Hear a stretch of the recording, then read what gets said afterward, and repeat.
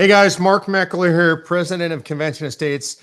We're coming to you tonight with a special presentation. And this is not about Convention of States per se. It's not about calling a convention, but it is near and dear to my heart. And it is very, very quintessentially grassroots. Today in the United States of America, private property, your private property rights, your right to own real property, your right to use your property as you see fit, your right to access public properties are under wide scale assault.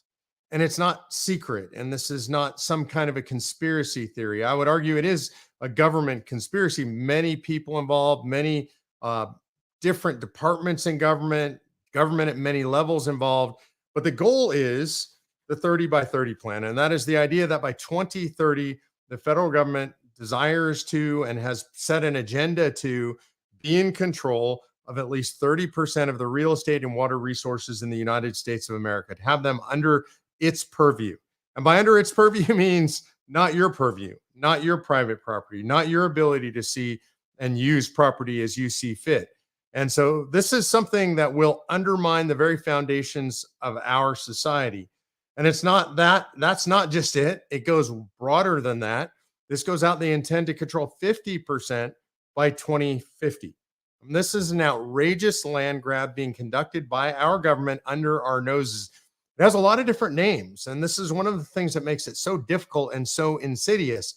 There's rails to trails, a lot of other things that they call this in order to get control of all this land. And by the way, they're doing this on a broad scale. They want to control our energy, our water, our land, our food production, cattle. All of these things are going on right now. So sometimes, people say, well, are you only doing Convention of States? There's so much other stuff going on. And the answer is no, we're doing a lot of stuff and we try to pay attention to everything. We can't do everything. We certainly don't lead on everything because I don't believe that that's the way good and true conservative organizations act. And what I try to do is find the best of the best in any given field that our grassroots are concerned about. And our grassroots are definitely becoming more and more concerned about this issue. And then I try to bring the best of the best to the table so that you get the best information and that you can be led by the best. I'm not the best on this issue. I can't know everything. I know a limited amount about this. I know enough to be absolutely furious about it. I know enough that it's fundamental to our rights that we should be concerned about it as grassroots activists. I believe this is an issue of self-governance, so it's true to our missions organization. And I know enough to know the right people. And so one of the things we're going to do tonight is you're going to hear from the people that I believe are the top experts on our side in this field. They're friends of mine from Texas. They've been fighting back against this stuff for a long time. They had a great organization called American Stewards for Liberty. And this is a married couple like me and Patty in the fight for liberty. This is Dan and Margaret Byfield. So what I'm going to do is introduce our good friends, the Byfields. I'm going to let you guys take it away from here. I just want you to run the show the way you would normally do. Let people know what's going on, and then I'll come back on afterwards, and we'll talk about with a couple other people, Joanne Martin from COS, who you know, and Angel Cushing out of Kansas, who you know. We'll talk about how folks can really get involved. But I'm going to turn it over to you guys and let you take it away. Well, thank you, Mark. It is great to be here and really appreciate you stepping up and helping us on these property rights issues. You're right. Property rights is fundamental to everything. And let me just start by a basic principle so people kind of understand our perspective about property. And it's kind of a history lesson, but thinking back to how our nation was founded, we have a great constitution, we have a great Bill of Rights, so do other nations. So what makes America different and unique? And what that is our founders understood that the way we were able to protect those rights is if the people always owned the land. So if you remember back to our founding, one of the first real disagreements after the Revolutionary War was that the states were having to pull all of the lands that they owned into one place so that the federal government could distribute it. And that was a huge battle because the people did not want the federal government to have any control over the lands. And so the only way they did that was that the federal government agreed every acre would be disposed and they would not hold on to one of them. And then you fast forward to when Jefferson made the Louisiana Purchase, 540 million acres he purchased from France. every acre of that was distributed and settled by the people. It was not held on by the federal government. And that was because they understood that the way that Americans would always be able to control their government and limit their government and have individual liberties is if the people owned the land and the natural resource base. Now that changed when the West was settled. And so today, 50% of the West is owned by the federal government. And they have been working to take more and more of our land ever since. And so that really brings us to 30 by 30, which is the one of the primary topics we want to talk about today with you all. But I just want to lay that foundation because I think sometimes that's one of the fundamental things about our nation that people don't remember, or today in our school system, nobody is taught.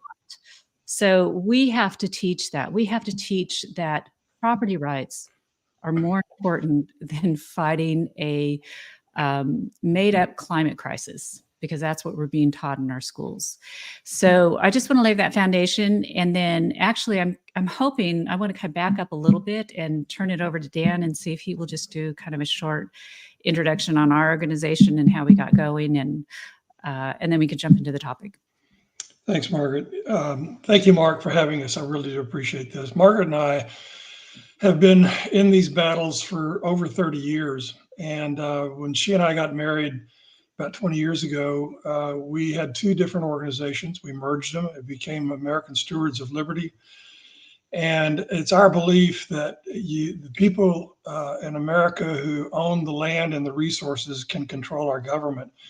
But it's when the government starts buying more land and controlling more land and the resources, they control the people. So our philosophy is basically that land is liberty, and we have to fight for these issues. And so that's what Margaret and I have been doing. And when Biden got into office and signed his executive order for 30 by 30, we knew we had a battle in front of us. And so we've been fighting it for the past 3 years.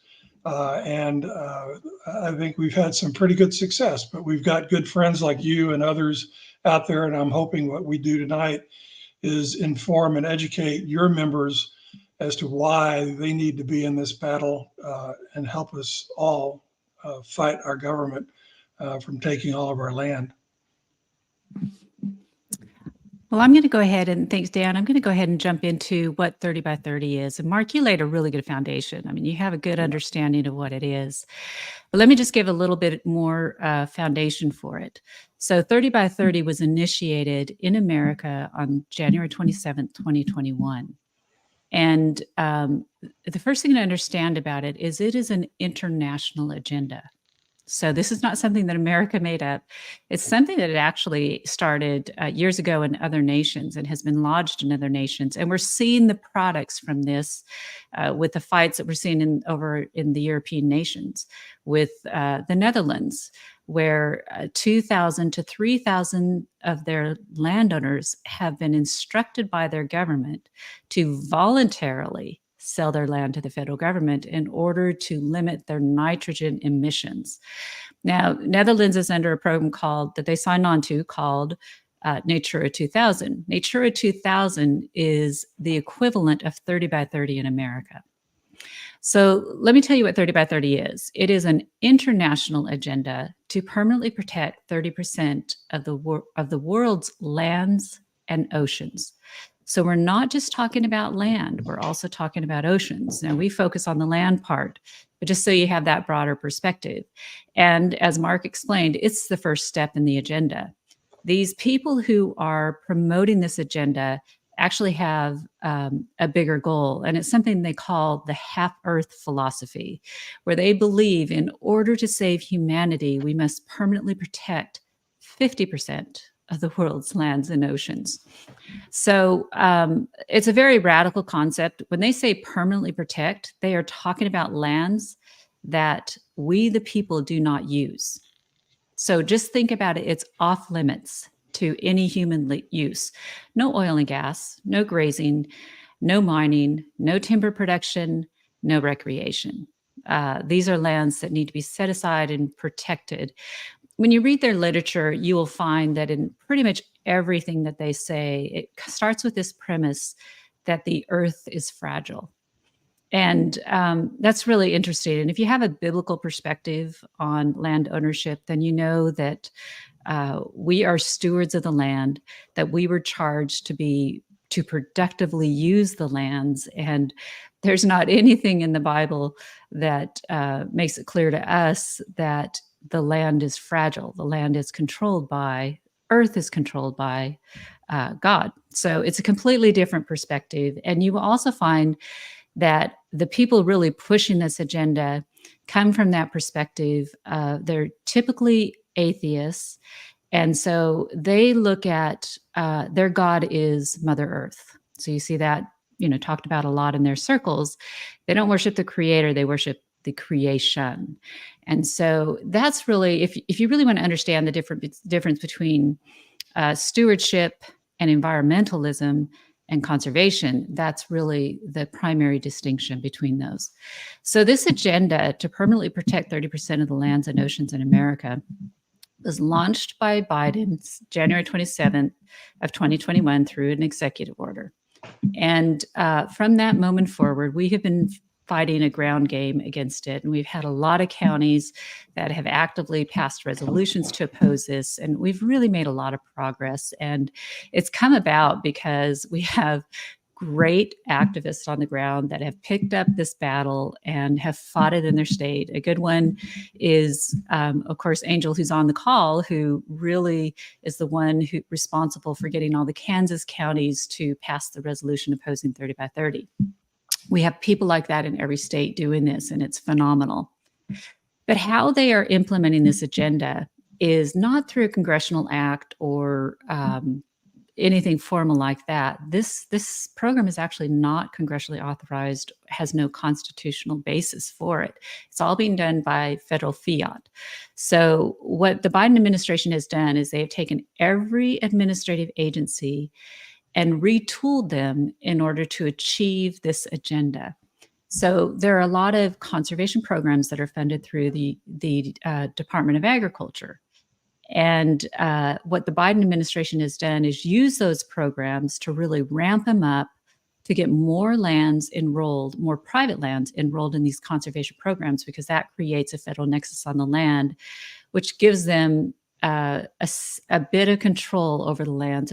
It's going to be a while before we really see that play out, but it creates a federal nexus on the private property. 30 by 30 is, when it was first launched, a lot of people thought, well, this is just going to impact the federal lands, but that is not the case. The federal government owns 27% of America's land base. And they said when they initiated this program that only 12% of the lands in America were permanently protected at the level that they are seeking for the 30.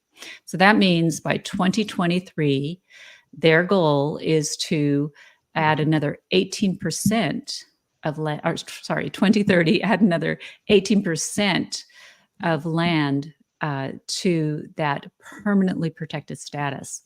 So the permanently protected status, let me tell you what lands are included.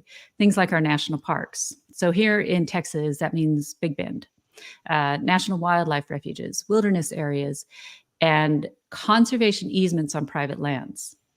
And that's kind of the kicker. A lot of landowners think that conservation easements are good. They still have the title to it when they put a conservation easement on their land. But they actually, when they do a conservation easement, become the subservient estate, the subservient landowner. They're no longer the primary, have primary control over that property. Either the land trust or the federal government does, depending on who holds that conservation easement. It's been a real troubling device that has, I think, done a tremendous amount of harm to property rights in America, is that conservation easement program. And I think landowners are starting to wake up to that, because we've seen how under 30 by 30, it's clearly becoming known as the control device to lock up the land. And probably more importantly is the more recent battle that we just fought, which is the creation of natural asset companies. And I'm going to go ahead and just transition into that and talk a little bit about that before we turn it back over. Um, so as we were tracking the 30 by 30 issue and fighting this, we got notice of the creation of what are called natural asset companies in September of 2021. And what this is a group called the Intrinsic Exchange Group, which is funded by the Rockefeller Foundation. So obviously that tells you a lot about the program already. And this group, it created this new investment product, and they partnered with the New York Stock Exchange, which actually has an ownership interest in the Intrinsic Exchange Group. And they created a natural asset company, which they were trying to make this a new investment vehicle listed on the New York Stock Exchange. Now, what these natural asset companies would do is that something called ecosystem services or ecological performance rights on the land could be enrolled in these natural asset companies, and private investors then could invest in these and profit off of these. So in a nutshell, what they were doing is these same people who are creating the natural asset companies are the same people behind the 30 by 30 agenda, which is fleecing Americans' rights to the property and creating all these protected lands. And they were setting themselves up to be the ones who would profit off of these protected lands. A very clever scheme in order to get control of our natural assets. So a couple of things with these natural asset companies, which is kind of hard to get your arms around, but there's one key thing that these were doing that was so dangerous. These ecosystem services that they were going to enroll included the natural processes, and they defined these as natural processes such as pollination and photosynthesis. So these are things that have never been considered a property right that can be monetized ever before, because these are things that every human, every life form needs. Also, they don't meet the definition of property. When you think of property, it's something you can exclude others from. This is something that you can't exclude people from breathing clean air. You can't exclude people from using pollen or benefiting from pollination or photosynthesis. So it's a really asinine idea, but it was a very clever way to get control of the land. If they can if they can monetize these natural processes, enroll these in natural asset companies, then they were claiming ownership of these new natural processes. If they have ownership, then they're saying that they can decide who gets to use them. And that's what is so dangerous about this concept.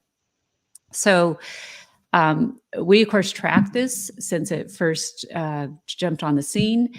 And then we had to actively fight it. October 4th of 2023 is when we really had to get active with this campaign, because the Security Exchange Commission issued a proposed rule to approve these, so that they could start creating these natural asset companies within 45 days after issuing that proposed rule. November 18th of 2023 was the day that they were going to approve creation of these natural asset companies. A couple of very dangerous things that you need to know about these. Number one, the ecosystem services from lands such as our national parks could be enrolled in these, so that private investors, both foreign and domestic, could invest in and profit off of our federal lands. Things like conservation easements, the actual easement, which is the development right, could be enrolled in these with or without the landowner's permission. And once they were enrolled in a NAC, the NAC had management authority over those resources. So by having management authority over this ecosystem services, they then had the ability to control the land. And all the lands enrolled in a natural asset company had to be managed for their sustainability. And it specifically said there'd be no oil and gas or mineral development of these resources. And sustainability really was loosely defined, if at all, meaning they could change the definition and make it more restrictive down the road if they wanted to. The other thing that was very dangerous about this is that the SEC rule invited foreign interest to invest in these natural asset companies. So it was an open door for our foreign adversaries, such as China's sovereign wealth funds, or even to invest in, control one of these NACs, and therefore control our natural resource development in America. I mean, this was going to be one of the easiest ways to literally take over our country. Our enemies take over our country without a fight. This was a scary, scary proposal. And it's because of all of those things that we were pretty successful in getting key leaders to understand what this was quickly and fight it. And I'm not going to go into all the dynamics of how we got this thing stopped, other than just to say we got two delays, two very important delays. So we got a delay on the first 45-day potential decision that they were going to make November 18th to January 2nd. And then we got a reopening of the comment period. And finally, enough pressure was put on them that on January 18th, they rescinded the rule to approve the natural asset companies. And we literally, in a very short time, less than 3 months, beat Wall Street, this intrinsic exchange group that was funded by the Rockefeller Foundation, the Biden administration, and the Security Exchange Commission. This is a huge, huge deal, and it is probably one of the most important grassroots victories that has been achieved in the Biden administration. And so I'm going to stop there. The last thing I want to say on this front is just for every one of you out there that helped us fight this, thank you, thank you, thank you. This was such an incredible battle that we had to win. NACs will be back. And there's a whole nother agenda called natural capital accounts, which we won't have time to get onto here, that is going on that's in tandem with this. But if you want to track this issue and keep up with it, just sign up for our newsletter, the Liberty Matters newsletter, and we're reporting on this all the time and all the different steps that are in progressions. So you'll get plugged into this whole battle. Hey, Margaret, where do folks sign up for that? Yeah, just go to americanstewards.us, and we have a sign up box there, and you can sign up and you'll get in our system. So we're going to do Q&A later, by the way. So if you guys want to put, if you're watching and you have questions, put them in the comments, and producer Jill grab some of those and throw them to me. But I have a few questions for you before we get started. Margaret, you have a story about why you got involved in this issue. Could you briefly tell us that story? Yeah, so I was raised on a ranch in Nevada. And if you know Nevada, Nevada is 87% federally owned.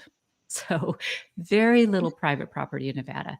So our ranch was a typical Nevada ranch. We ran on 1,100 square miles. Now, if you know Nevada, you know that it takes a lot of a lot of acres to feed a cow. So we were actually an average sized ranch in Nevada. Out of that 1,100 square miles, only 7,000 acres of that was private property, meaning everything we did on that ranch took federal permission to grow a cow, to raise a cow. And when we first bought the ranch, we really thought we could develop a good relationship with the federal agencies, the Forest Service and the Bureau of Land Management, who controlled most of the grazing permits on that land that we had the right to. But from the moment we stepped on that ranch, one of the first things the Forest Service did is they filed an application over every one of our water rights. So in the federal lands, they're multiple use lands. So different users have different rights to that land. The government owns the land, but the different use rights are owned by individuals. And in particularly, the water is actually owned by the state and then was distributed and appropriated to the settlers. So we owned all the water on the federal lands on that 1,100 square miles. Well, the Forest Service wanted that. So they filed an application over all of our water rights and then proceeded to impose their regulatory power to drive us out of business, with the intent that if they could run us off the land, they would acquire that water without having to pay any just compensation as is required under the Constitution. So that's basically what our battle was about. To put it in perspective, our property, our ranch, the water from our ranch would have been gravity flow to Las Vegas, gravity flow to Los Angeles. So a lot of people saw big, big dollars in acquiring that water without having to pay anything. So that's really what was behind our battle. We fought the agencies on the ground for 13 years, and I can tell you horror stories of some of the things that they did to us while there. But in 1991, my parents filed the first federal lands grazing takings case in the U.S. Court of Federal Claims. And what we were trying to do was establish what did the Western rancher own and what didn't they own on the federal lands, and get some clarity once and for all, which would have been extremely important for Western landowners to understand and know and have that security. We fought them in court for 27 years. We actually won every round. In fact, the U.S. Court of Federal Claims awarded us $14.4 million for the taking of our property. And so it was very successful until the very last court hearing, which was before the U.S. Court of the D.C. Circuit in Washington, D.C. And basically, our case got before 3 Eastern judges that had no understanding of federal lands issues, which is very complex. And I think they just punted. It was much easier to side with the federal government. So they never got into the property rights issues, but they dismissed our case based on, they said that we didn't have standing and the case was not ripe. So after 27 years, you would think, well, both of those things have been vetted out. But that was just an easy way for them to get rid of our case and us problem people that raise these constitutional issues. And that's an incredible story. And I can see why you're so passionate about this. And maybe this one's for Dan or you. Which agencies are most involved in doing this, and how do they kind of hide it? Like one of the things that's been so surprising to me, there are so many different programs and ways that they do this that we might not even notice that it's going on. So the two key departments are going to be the Department of Interior, which Department of Interior controls most of the land in the country. So that's your Bureau of Land Management, your national parks, your Fish and Wildlife Service. So everything involving endangered species, which is such a tailor-made way for them to control private property, is just through the listing of species. So that's one of the key. Department of Interior is the big one. The other is the U.S. Department of Agriculture. And here's kind of how I separate the two. So the U.S. Department of Agriculture is the entity that really doles out all the conservation funding. So I look at the Department of Interior as kind of the stick. In other words, they're the enforcement side. They have all of those regulations and all that regulatory authority to really restrict land use, both private and federal. And the USDA has all the money. So they have a pot of money for any conservation program you might want. You want to rebuild a fence? They have EQIP. You want to get paid for setting your acres aside for 10 years? They have the Conservation Reserve Program, and they'll pay you for that. All kinds of different things that they can do. Under the Biden administration, they have implemented a key part of the 30 by 30 agenda, which is to create funding pools to put in climate smart programs on private lands. And that's a special new batch of money that they created in the Inflation Reduction Act, $20 billion. And so the USDA is handing out money hand over fist to private landowners to get into these conservation programs because it creates that federal nexus. But here's the thing that's probably the worst part about what they're doing. These conservation programs are not helping landowners. They're actually directly competing with working landowners. So for instance, just a very short story, landowner in Montana was going to lease his neighbor's property, put it in haying and grazing. The neighbor went and checked out how much they would get if they enrolled it in the CRP program, which they would set that land aside for 10 years, no production off of it. And they would be paid a good 4 times as much by the federal government to set it aside than the working landowner could pay to lease that land and keep it in production. And so you have the federal government directly competing, outpricing the working landowner. So they're creating this situation where landowners, the only way they can stay in business is to take the federal funding, which is exactly what they want us to do, because then they create that federal nexus on the land. Okay, you're terrifying me. I mean, this is You're really welcome. This is something I wanted people to understand. Like, I've known you guys for a while. I've known about this issue for a while. When I first went out to the COS activists around the country, most people didn't know anything about it. And the more that I've traveled around, the more I've crossed paths with people that do know about it inside the COS network. I've been doing everything I can to elevate knowledge about this and interest in this, and appropriately fear of it. So somebody that I've worked with really closely for over 10 years now, that's Joanne Martin. We knew each other back in California when we were in the Tea Party days. We've worked together inside Convention of States. She's one of our Convention of States employees. She's here in Texas, and she runs the Agriculture and Rural Affairs Coalition in Texas, Laura. And so I want to bring Joanne on to give us some examples of this and what's actually happening on the ground in Texas. So I'm going to turn it to you, Joanne. All right. Well, thank you. Thank you, Mark. And you're right, Margaret, this is terrifying. And that's another reason why I got involved. And one of the coalitions we started here in COS, Texas, is called LARA, Livestock, Agriculture, and Rural Affairs. And the original purpose of it was to educate and encourage self-reliance within Texas communities on locally grown produce, meat, and dairy products to help facilitate the supply of those products through willing grocery retailers, farmers markets, and other cooperative outlets. And part of my motivation for this also was coming off of the restrictions and lockdowns and COVID, and, you know, grocery store shelves being empty, et cetera, et cetera. And I'm like, okay, we need to take ownership of this and not be so self-dependent or not so dependent on big food, big pharma. You mention it because they are not our friend, and they proved that over and over again. They are not our friend.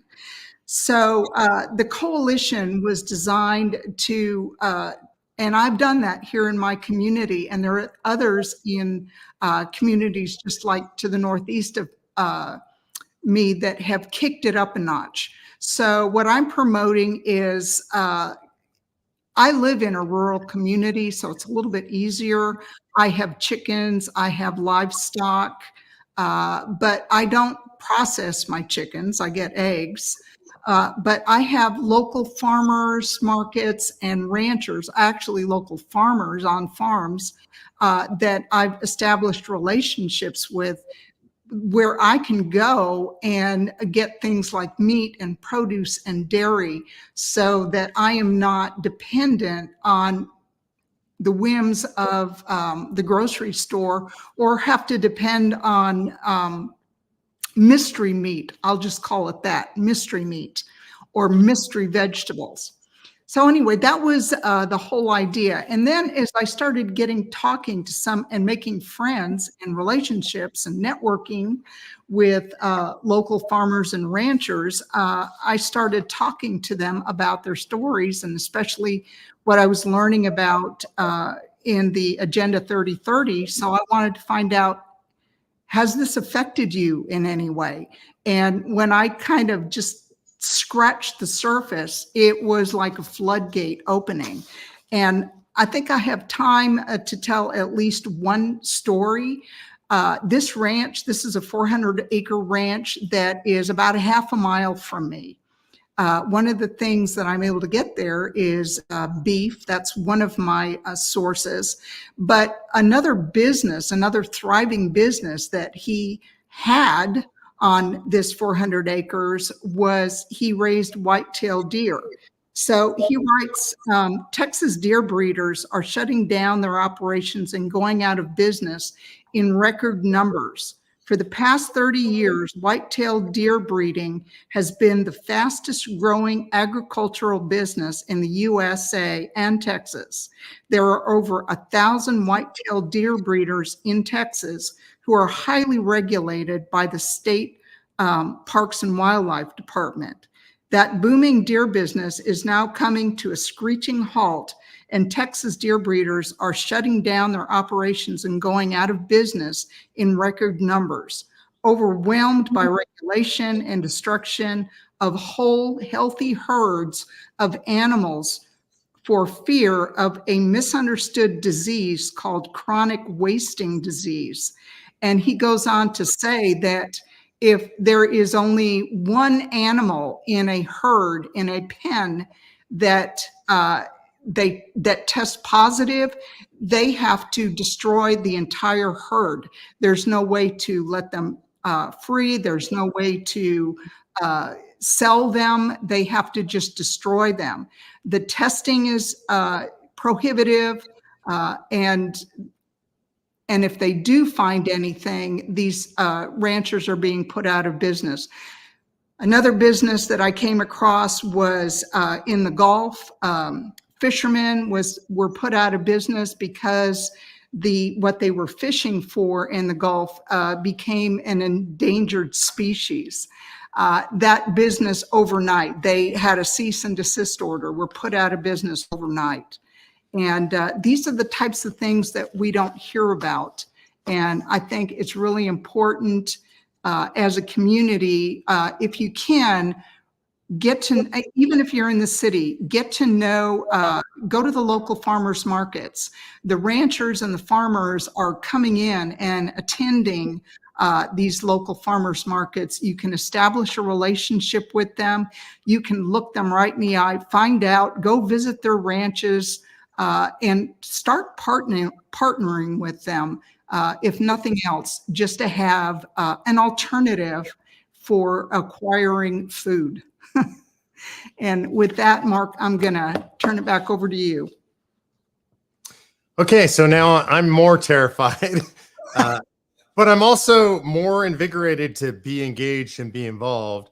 One of the things that did this for me, and this often happens in convention estates, is I travel all over the country and I meet grassroots activists that are way ahead of me on a lot of stuff. You know, I would say I get the benefit of what I call the wisdom of the crowd, which is all of you folks out there that are ahead on whatever issue is the issue that you're passionate about. And then I crossed paths with you in the States. So a couple of years ago, I was out in South Dakota, and I happened to cross paths with Angel Cushing, and I knew about her previously, and she's been a leader against this mad land grab. And Dave Schnarder, one of our regional directors, introduced me to her. We got a chance to spend some time at a dinner together, and I was really inspired by her. And I told her, I'm going to go out and I'm going to do my best to spread this around. Because one thing you have to understand about real grassroots, and this is specific to Convention of States, but it's how we work as a grassroots organization, is the way that I lead Convention of States is that I listen to what people tell me. I listen to what they need. I sense when there's a groundswell around something. I help spread it around.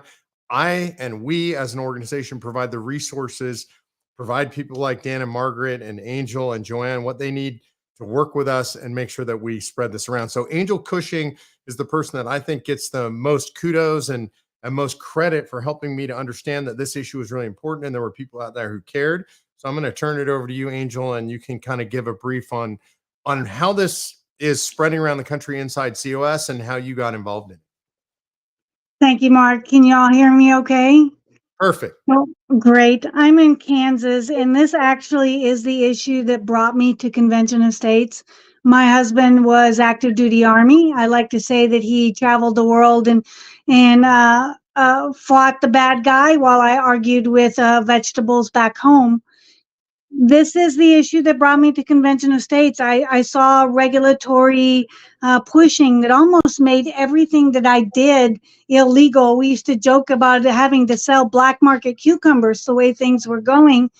And then in 2019, while I was thinking that I was an expert in this field, right underneath my nose, I found out that my county, in a very agricultural livestock production stronghold, was trying to ban barbed wire and electric fences. This is the Flint Hills. This is Cowboys. This is where we grow fat cows. And they were trying to pass planning and zoning regulations that would have banned barbed wire fences.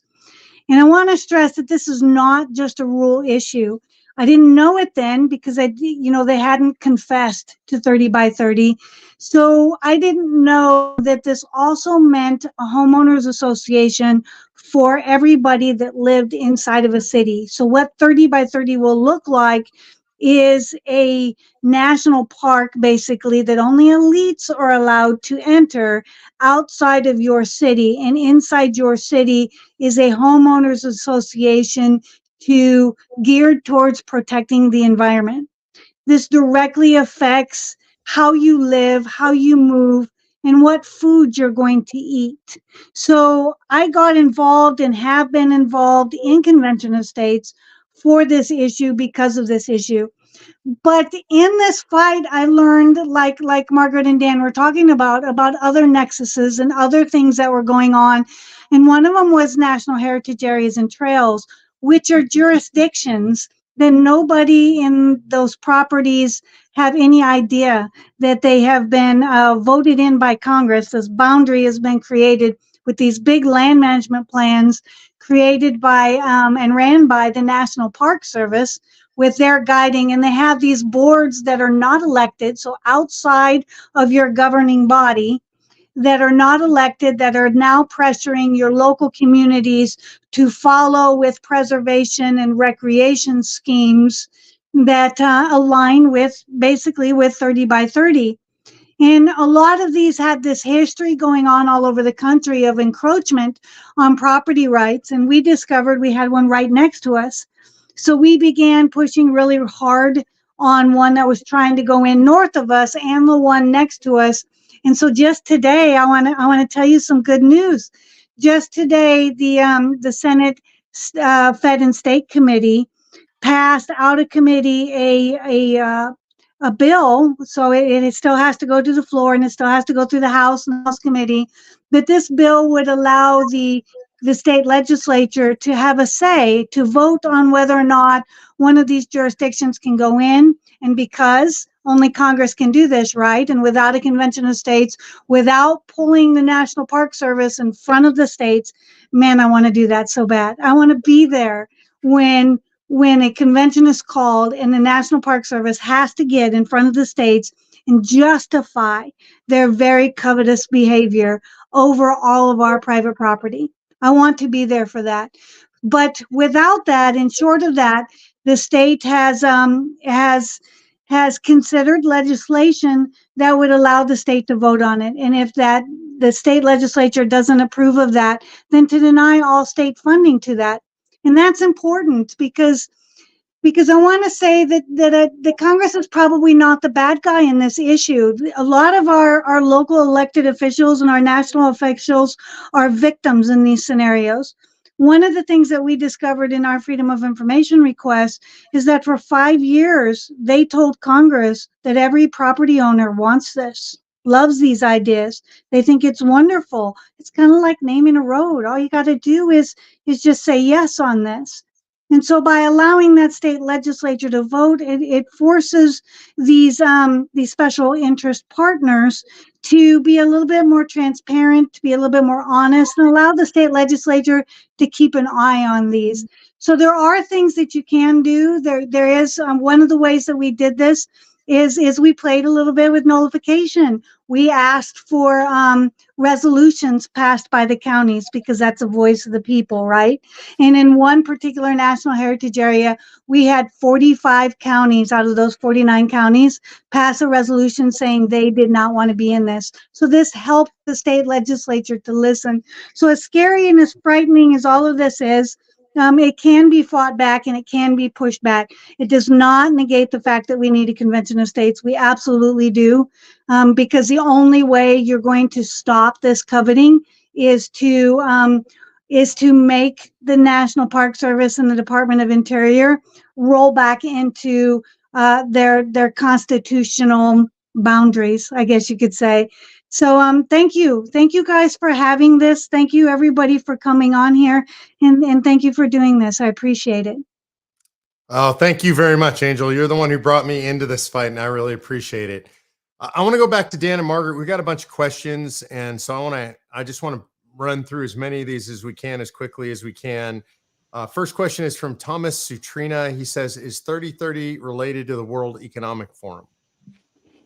Yeah, I mean, that's really, they're behind it. So they're the money people, and ultimately they're the ones who are going to profit from this. So for instance, how we've track this is when the Inflation Reduction Act was passed in 2022, August of 2022.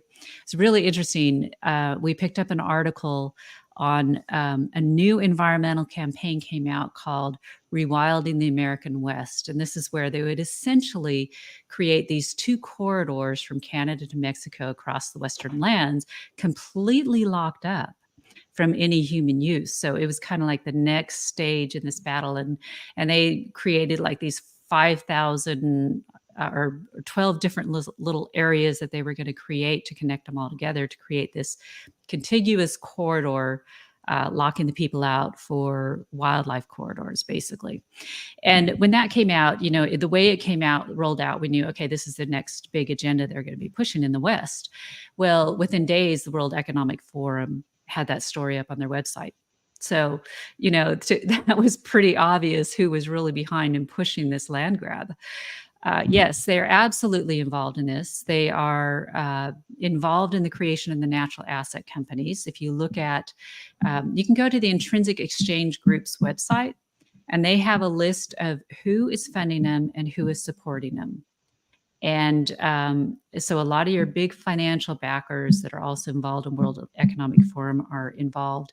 And then your big environmental groups like the Nature Conservancy is one of the supporting groups, which is the largest land trust in the world. So yes, all the people, the money, it's a really good question because actually it gets to the heart of what this is all about. Dad told us this years and years ago when we were fighting the environmentalists on our property. And he said, the environmental movement is not about whether we're going to use the resources. It's about who is going to use the resources. So this has always been a question of whoever owns the land gets to profit from that land. And they don't like it that the American people, the middle class, actually own the majority of America. We put an article on our website that we wrote a couple of years ago called Climate Crisis Robber Barons. And that'll really answer that question because it's really, if you remember the history of the robber barons in the olden days, where they were monopolizing industry and chasing out their competitors, they are also the same group that actually created the lockup of the West so that 50% of the West is federalized. And that story is really interesting for you to read. You'll get that history. But that really describes who we're fighting. They are the climate crisis robber barons. And so, yes, the World Economic Forum and all those players behind this. Okay, so next question is from EJO24. Interesting name. It says, like Nevada, Utah is largely Fed-owned as well. How can we push back, not just for the land, but for the air, water, and mineral rights as well? So one of the things that everybody should be looking at their state right now is looking for the legislation that's being put. When the Inflation Reduction Act was passed, it created 20 billion funds that the federal government was going to be distributing for these conservation programs. However, they're being distributed and they require matching funds. So the only way the environmentalists can access these is if there's like big state funds that will contribute the matching grant to that. So that is requiring a number of states to have to create these conservation funds. There's something like that in Utah right now being pushed. In fact, Utah State Treasurer Marlo Oaks is phenomenal. He was one of the key players that helped us stop the natural asset companies. He understands this issue. He understands the dangers of conservation easements. And in state, he's come under fire because he has asked the legislature just to kind of put the brakes on it until it can really be vetted out. But these people who want the money are ferocious. And so they're fighting him pretty hard. In Texas, Mark, I don't know if you remember this battle here, but last legislative session, the Texas legislature was trying to create a land and water conservation fund for the same purposes. They were going to take $2 billion from our rainy day funds to put into this conservation program so that our state agencies could go out and create conservation easements on our private property in the state and get that control. That would make them able to enroll them in these natural asset companies or just putting them into the 30 by 30 program because conservation easements are considered a part of that. So very, very dangerous. But this move is happening in every state legislature. You need to be watching for it. We know it's actively being done in Kansas and in Tennessee. Right now, there's bills going through, but that's something you can do at your state level. What I would say is when you see any bill that has the word conservation in it, the hair on the back of your neck should go up. And you need to look at that bill very closely to see what they're doing. Do you guys track those things on your website? We do. We track a few of them, the ones that we're actively involved in. We really depend on the grassroots telling us what they need. So in other words, we're a national organization, but we don't impose our agenda on states. Right. But if an entity asks us to come in and help them on an issue and it aligns with our property rights values, we are all in to help them. And so that's really, so the ones that we're tracking are the ones that people have brought to us and asked for our help on. So is that something that would be helpful for our activists and convention of states to do, is to help keep you guys informed what's going on in their state and locally, and kind of raising the red flag and saying, hey, we got an issue here? Yes, that would be very helpful. I'll tell you how we learned about the one here in Texas was we did a presentation in Sun City, very close, obvious Mark, we live very close to that. We know it very well. We gave a presentation there one evening, and the next night we had a call from somebody who went through that presentation and said, I think there's a bill going through the Texas legislature that's doing exactly what you were talking about. So she sent us the bill. We read it, and then Dan's the one who jumped all over it. And he actually is the only one who stood up and testified against it.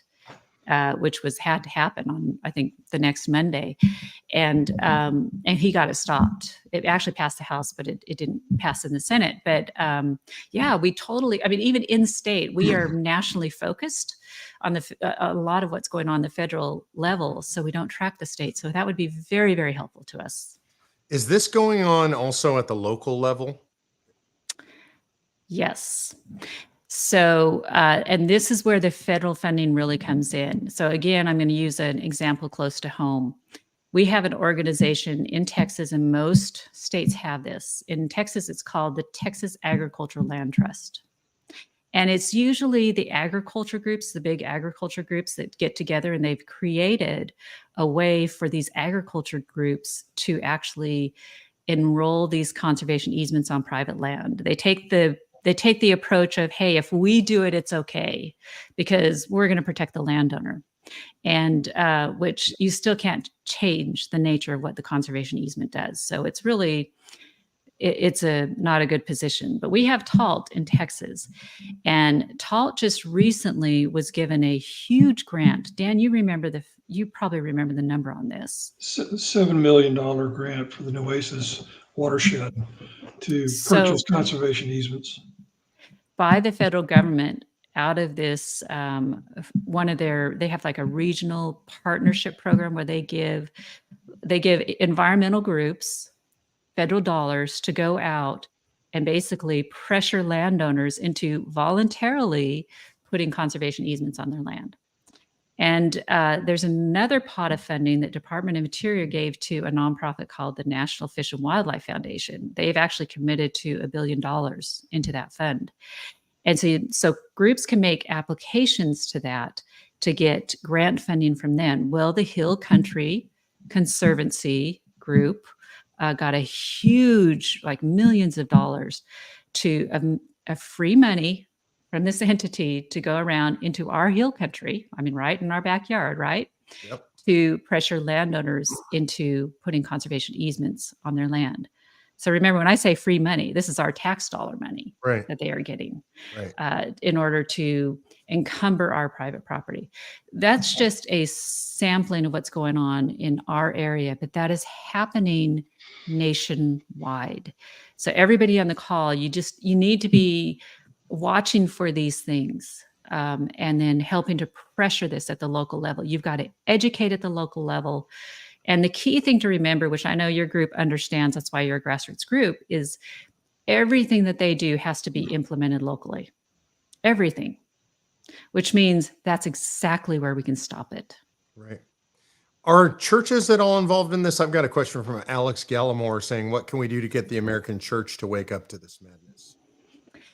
I think what I've seen, I know our church has done a really good job at, they did a really good sermon series on the role of government and the role of churches and who should do what from biblical perspectives.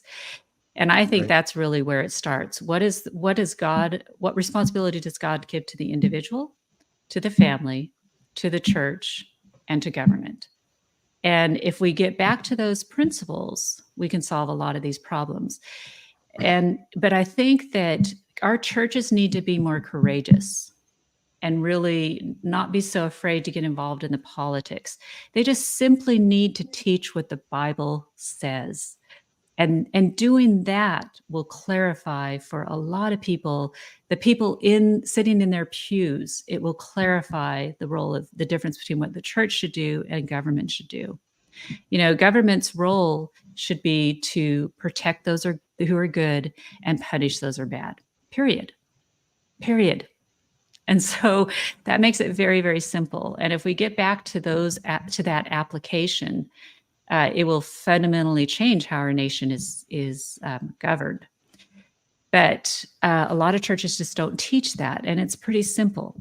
But it's like all things, good education creates good policy. Right. And that, I think, is the role that churches need to play in this. They don't have to get into politics. They just need to teach the Bible. Okay, so we got about 3 minutes left. I want to wrap with this, which is these folks are on this call because they're activists. They want to be involved and they want to be engaged. They want to know what to do. So how do people who are on this call get engaged? And how can we as an organization help support what you're doing? What we want to do, and you and I, we've been talking about this for a while now. What I always want to do is not just say, oh, well, our people should go support you, which they should, by the way, 100%. But even more than that, how can we as an organization support you, make sure that we're working together? What do you suggest the next steps are?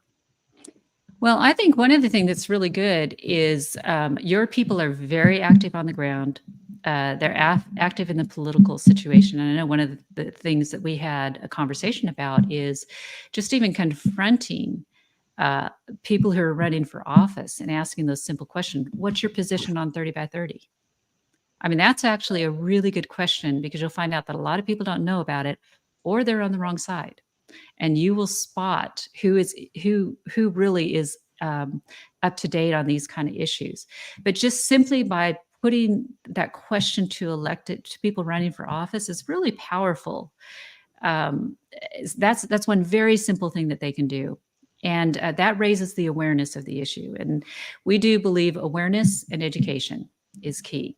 The second thing, which we've already really talked about, is just keeping an eye on the state issues, what's going on in your state legislatures and what's happening local. And then reaching out to us if you think that there's something that we ought to be apprised of. And, we do try to help on these at the local level as best we can. We're kind of a small shop, but we try to get involved as many as we can. So those are the key things, I think, just staying apprised and keeping us up to date, and then actively opposing these things on the ground. And if folks need to reach out to you, what's the best way to get a hold of you guys? Yeah, just contact us through ASL at americanstewards.us or at americanstewards.us. That's our email. And you can also, sign up on our Twitter account. We have a Twitter account, ASL_Liberty is another good one. It's a way to kind of track the issues. We try to keep people, pinged on the key things that are happening so that you guys are always in front of these and not behind them. Okay, so here's my ask to all of you who are on. What I'm looking for personally is I'm looking for the sentinels or the watchers on the wall, but because these are our property rights. Most people don't realize that we're a country founded on life, liberty, and the pursuit of happiness. By the way, that was originally life, liberty, and property. And we switched in this country to the language pursuit of happiness because of slavery, and people were worried about the language property and slavery and didn't want to get that all wrapped up in on that issue. But property is fundamental to life and liberty and everything else we have in this country. It's one of the pillars of self-governance. So we have to protect this. So my goal is that in every state, we have at least one watcher on the wall who's paying attention to this stuff in state. And ultimately that'll lead to a lot more because we need folks paying attention to it, not just nationally, which you guys are doing, ASL is doing, but also on the state level, which we can do for you as an organization. And then also within each state at the local level. And we have teams of people in every state. So I'm counting on you guys out there to get involved. We're going to be doing more of this on a more concerted and organized basis. And I'm going to have Angel and Joanne leading the way for us on this. These are volunteers that are already passionate about this.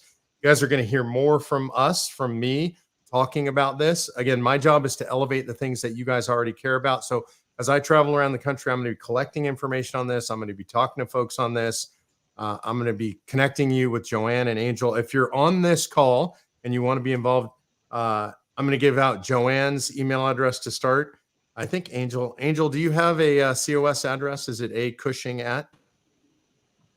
I have no idea. I use my husband's email address, which is actually the easiest way to do that is tomlovesangel@msn.com. There you go. Tom loves Angel at MSN. Everybody loves Angel. Tom loves Angel at MSN.com. And then Joanne, yours is J Martin at COS Action. So J Martin at cosaction.com. And just a quick side note, just got a text from a commissioner candidate asking me for more information on this because she is watching.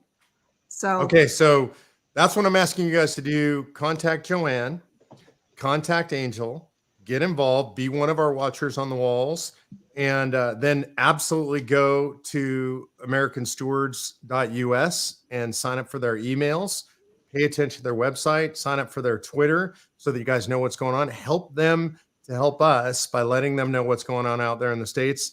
I want to thank all four of you for being on tonight and for educating our folks. This is one of the most important issues we're facing in our country. I think it tends to get buried in elections and all the more sexy issues, but I can't imagine anything more important than our government trying to take away our property rights. So thank you guys for being in the fight. Thank you for being friends and warriors, and we'll do this again soon. God bless you guys.